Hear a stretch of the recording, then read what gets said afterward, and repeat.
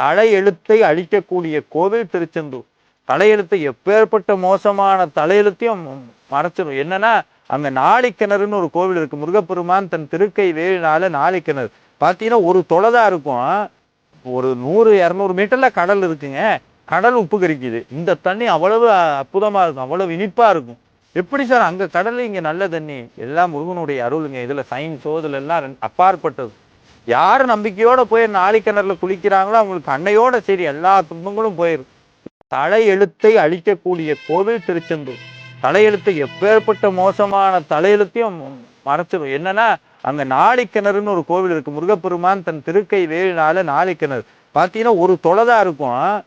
ஒரு 100-200 மீட்டர்ல கடல் இருக்குங்க. கடல் உப்பு கரிக்குது. இந்த தண்ணி அவ்வளவு அற்புதமா இருக்கும், அவ்வளவு இனிப்பா இருக்கும். எப்படி சார் அங்க கடல் இங்க நல்ல தண்ணி? எல்லாம் முருகனுடைய அருளுங்க. இதுல சயின்ஸோ இதுல எல்லாம் அப்பாற்பட்டது. யாரு நம்பிக்கையோட போய் நாழிக்கிணறுல குளிக்கிறாங்களோ அவங்களுக்கு அன்னையோட சரி எல்லா துன்பங்களும் போயிடும். தலையெழுத்தை அழிக்கக்கூடிய கோவில் திருச்செந்தூர்.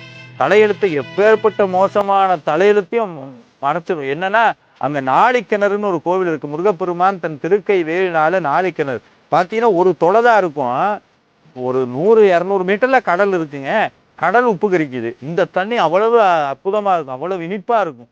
எப்படி சார் அங்க கடல் இங்க நல்ல தண்ணி?